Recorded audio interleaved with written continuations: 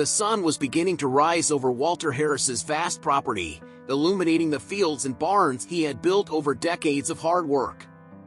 Walter wasn't born into a wealthy family. In fact, his childhood was marked by simplicity and the need to fight for every penny. His father, a small farmer who barely managed to support the family, taught him the importance of hard work and honesty. Walter took these teachings to heart, and over time, he transformed his family's small farm into an agricultural empire. Walter's love for the land and animals was evident from a young age. He learned everything he could about the soil, crops, and livestock, always seeking new ways to improve his production. Even after building a prosperous business, he never stopped getting his hands dirty. The farm was his passion, and he believed that a true leader needed to know every detail of the work, from the ground up. That morning, while sipping a simple coffee on the porch of his house, Walter reflected on how much had changed since the days when he plowed the field with an old tractor that barely worked. Now he owned hundreds of acres with modern machinery and a team of dedicated employees, but he still enjoyed personally getting involved in the most challenging aspects of the farm. It was during this moment of contemplation that his 10-year-old grandson, Tommy, came running toward him, breathless and visibly worried. "Grandpa, one of the cows is having her calf. And Joe isn't here yet." Joe, the foreman, usually handled these births, but it seemed that today the job would fall to Walter. Without hesitation, Walter quickly got up and, accompanied by Tommy, ran to the barn. The cow was lying down in labor and needed help. Despite wearing clothes that weren't ideal for the job, Walter didn't think twice before kneeling beside the animal. His experienced hands and long-held knowledge guided the process while Tommy watched in fascination, trying to help as best he could. As he assisted with the birth, Walter remembered the early years of his life as a farmer. He had started with almost nothing, just a piece of land inherited from his father and an unshakable determination. Over the years, he faced droughts, plagues, and economic crises, but he never gave up. Each challenge was an opportunity to learn and grow, and he was proud to have built an empire based on principles of respect, honor, and hard work. After a few tense minutes, the calf was born healthy, and both the cow and the newborn seemed fine. Walter sighed in relief, but when he looked at his watch, he realized he was very late for his flight, which would take him to an important business meeting. "Tommy, run to the house and bring me clean clothes." Quickly, he asked his grandson, who immediately took off running. "Grandpa! The time! You'll miss the plane!" Tommy remembered. "You're right, boy. Thanks for the help. Now I'll take a quick shower to clean up and head to the airport." Walter took a quick shower, trying to get rid of the animal smell on his body, but without enough time for a complete cleanup. Even so, he didn't mind. He knew he had done the right thing by helping the cow and was ready to face any challenge as he always had in his life. After all, he was Walter Harris, a man who never shied away from his responsibilities, whether on the farm or in life. Cleaned up, Walter dressed as quickly as he could and called his driver while saying goodbye to Tommy and leaving instructions. "Tell Joe that the calf was born. Let him know I asked him to take care of the mother and the calf. Everything should be fine." Tommy nodded. Walter kissed his grandson on the forehead, grabbed his luggage, and hurried to the car. He arrived at the airport just in time, with only a few minutes left to check in and board. As the car passed through the gates of his property, Walter looked out at the golden fields and remembered all the battles he had fought to get to where he was. He knew that flight was important, that the meeting he was about to have could open new doors to further expand his business. But deep down, he also knew that no matter how significant financial success was, what truly mattered were the values he had carried with him since his early days on the farm: hard work, respect for the land and people, and the certainty that he was, above all, a farmer with a heart of gold. Walter Harris was cutting it close when he finally arrived at the airport. His thoughts were still on the calf's birth he had assisted with on the farm, but he knew he had to focus on the trip. He rushed through the terminal, his heart racing as the boarding screen announced the final call for his flight. When he reached the gate, the attendant checked his ticket and, with a smile, allowed him to board quickly. He couldn't believe he had made it. Upon entering the plane, Walter headed to his seat in first class. He always traveled in this class, not for luxury but for the extra legroom that his advanced age now required. After settling in, he opened his book and tried to relax. The flight was scheduled to last a few hours, and he needed a moment of tranquility after such an eventful morning. The first-class cabin was quiet as the other passengers began to board. Walter was engrossed in his reading but couldn't help noticing a woman elegantly dressed who passed by him with a look of displeasure. It was Patricia Morgan, a well-known figure in high society and the wife of a businessman in the agricultural sector. Walter recognized her by name and face but didn't give it much thought. Patricia settled into her seat a few rows ahead of Walter and began to get comfortable. However, something was bothering her. She wrinkled her nose, detecting a peculiar smell in the air, a smell that made her turn her head to find the source. Her gaze landed on Walter, who was calmly flipping through the pages of his book. "Flight attendant!" Patricia called out, her voice elevated and filled with irritation. "There's something wrong here. The smell is horrible. How do they expect anyone to travel in these conditions?" The flight attendant, a young man with a rehearsed smile, quickly approached. "What seems to be the problem, ma'am?" Patricia discreetly pointed toward Walter, who was now aware of the situation, though he tried to continue reading. "That man over there, he's exuding a terrible odor. How can he be in first class like this? I demand he be moved. I can't stand this." Walter felt his face flush with indignation. He knew that despite his efforts to clean up, the faint smell of the farm still lingered on him, but he didn't expect it to become an issue. The flight attendant tried to smooth over the situation.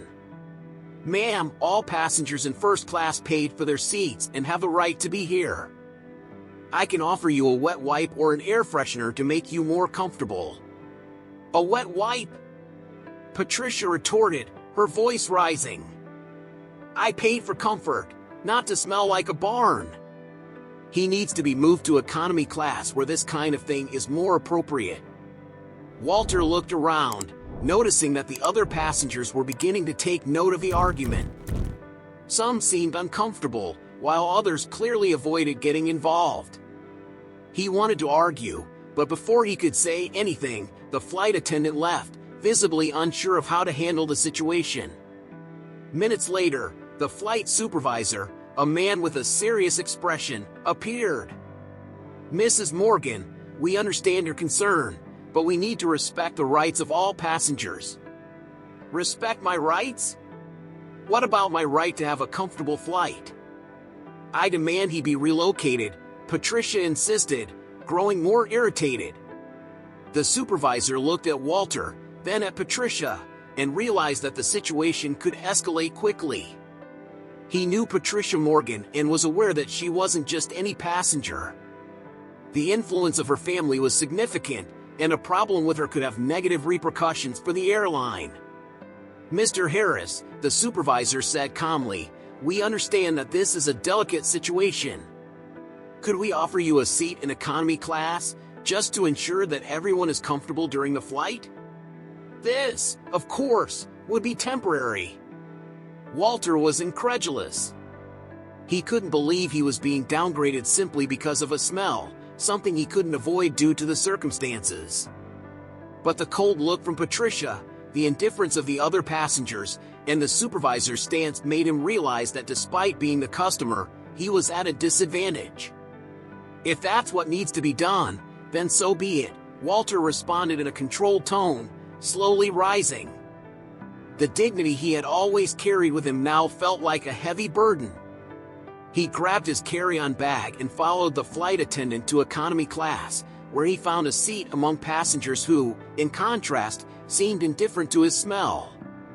As the plane took off, Walter looked out the window, feeling more humiliated than he had ever felt before. He had always been a man of respect, someone who worked hard and earned his place in the world.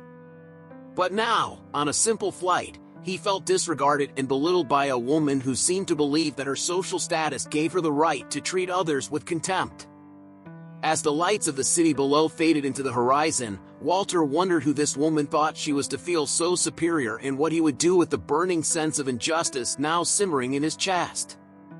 After the humiliation on the plane, Walter went on with his day as planned. He arrived at his destination and headed to the business meeting, where he closed a good deal for one of his brands.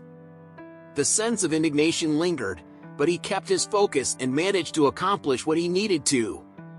After the meeting, he went straight to the hotel, where he could finally take a shower and relax. That shower was not just a matter of hygiene but a cleansing of the soul, washing away the unpleasant feeling left by the encounter with Patricia on the plane. The next day, Walter had an even more important business meeting.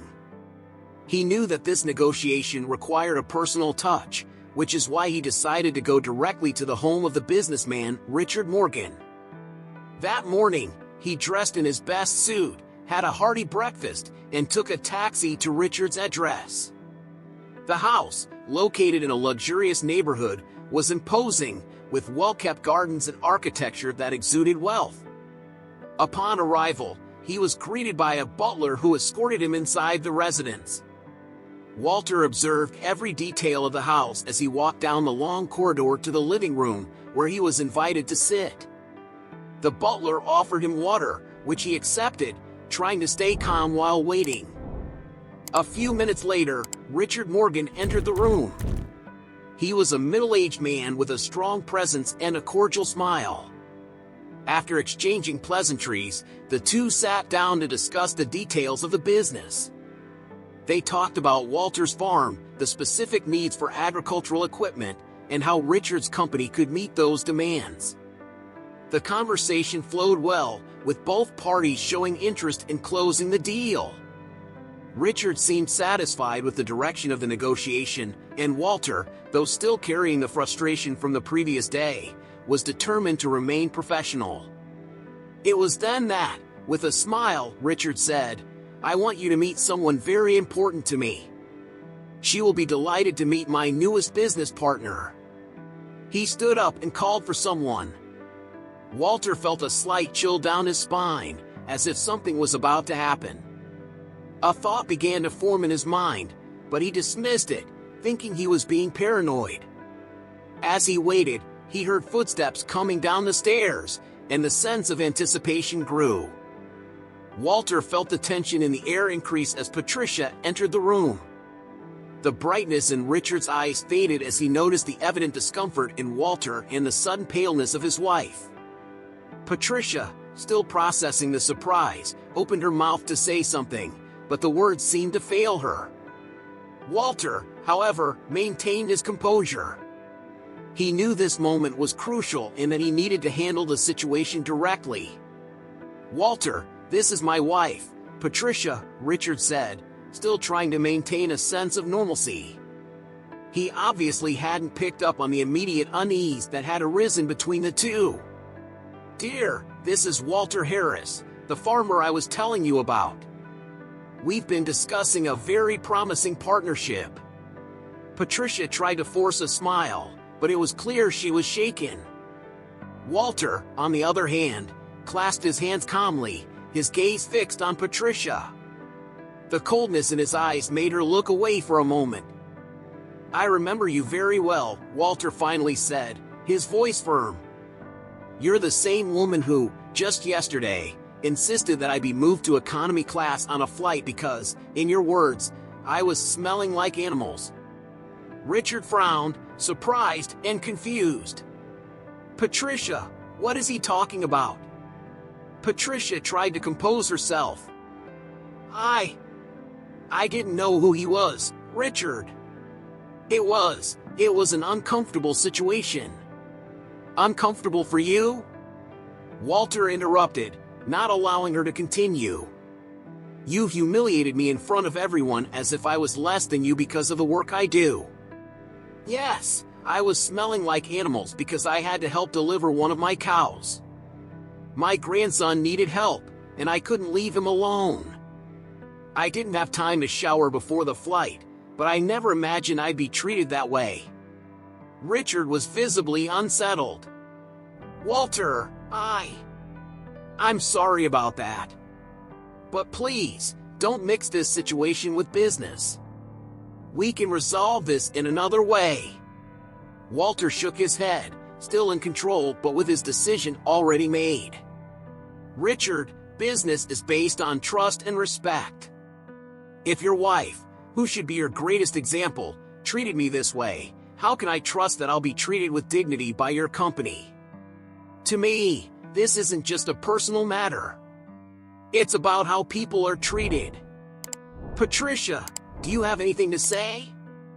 Richard turned to his wife, his voice filled with tension. Patricia, now visibly uncomfortable, tried to justify herself.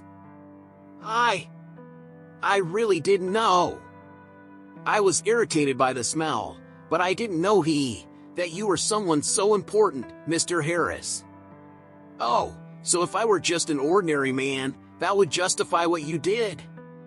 Walter retorted, now allowing a touch of irony to seep into his words. That says a lot about your character, Patricia, and honestly, I can't get involved with people who think that way. Richard tried to mediate the situation, extending a conciliatory hand. Walter, we can resolve this. I apologize on behalf of my wife. Don't let a misunderstanding ruin what could be a great partnership. But Walter was already standing, his mind made up. I appreciate it, Richard, but this isn't just a misunderstanding. It's a matter of principles. There are many other companies that value hard work, regardless of the smell it might leave behind. Richard sighed, realizing that the situation was slipping out of control. He knew how important this partnership would be for his company, but he also knew that Walter wouldn't go back on his decision. I understand, Walter. I'm sorry it came to this. Walter nodded, adjusting his suit and preparing to leave. I'm sorry too, Richard. But there are things that money can't buy.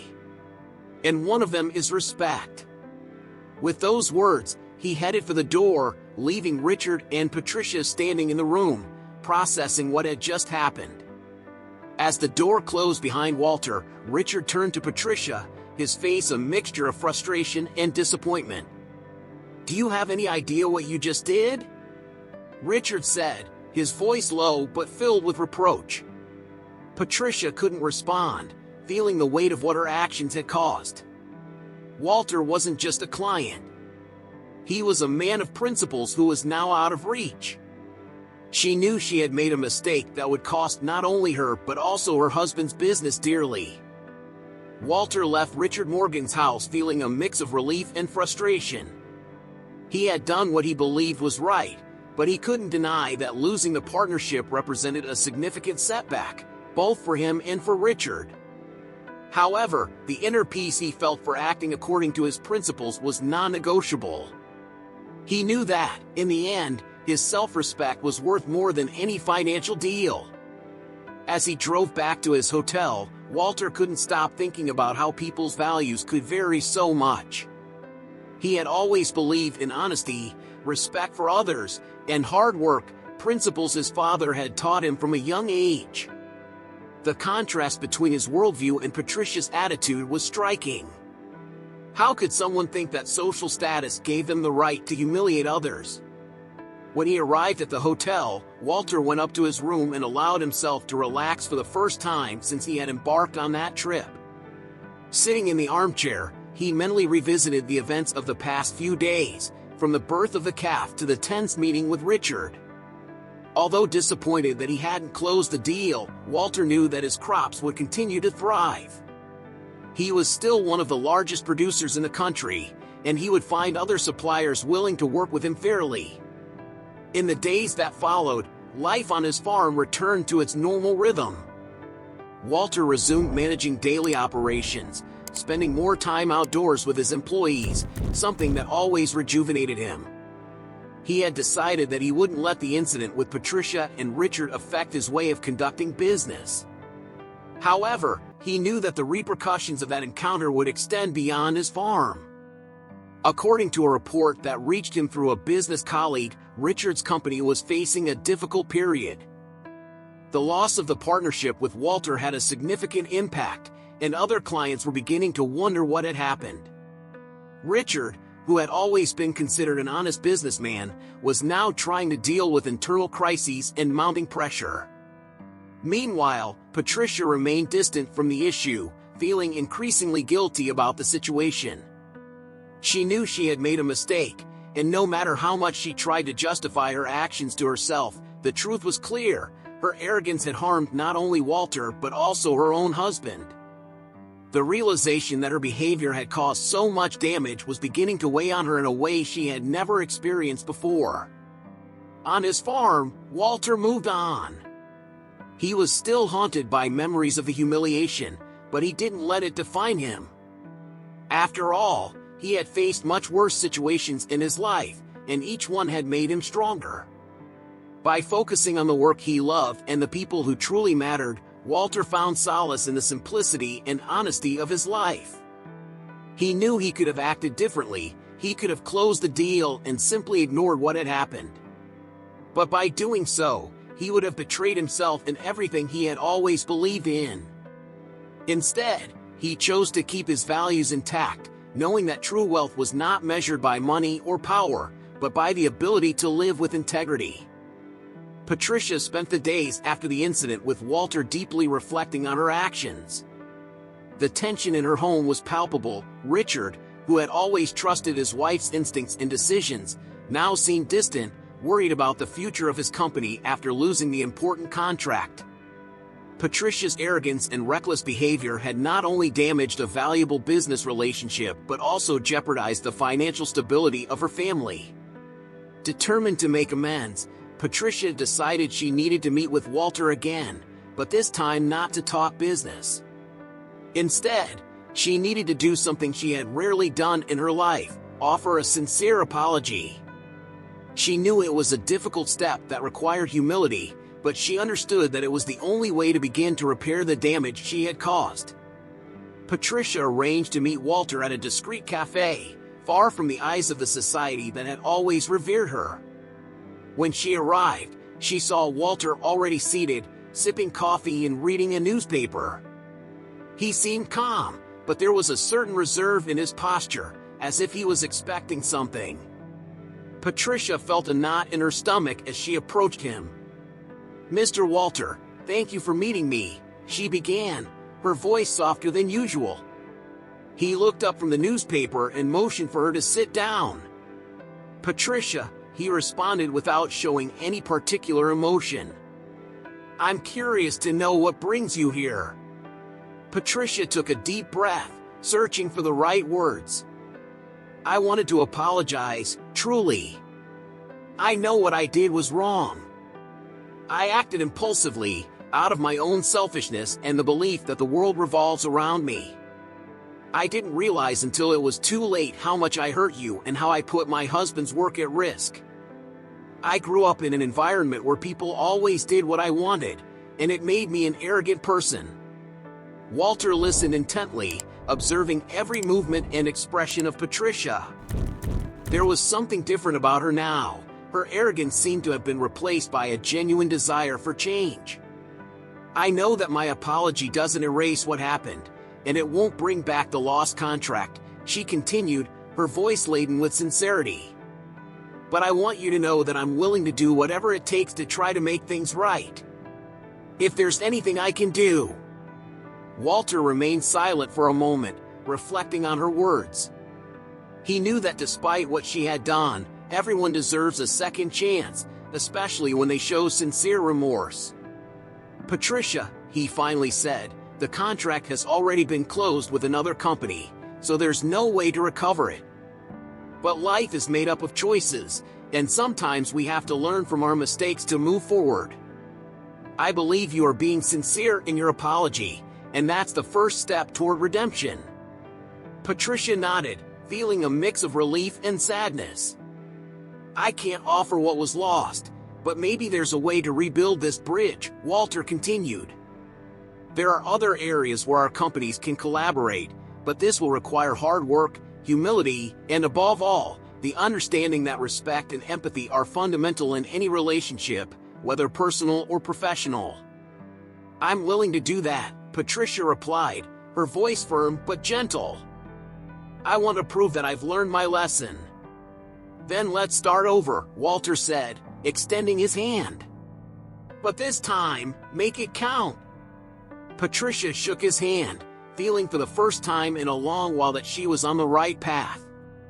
She knew that her journey to regain Walter's trust and restore her family's stability would be long and filled with challenges, but she was ready to face them.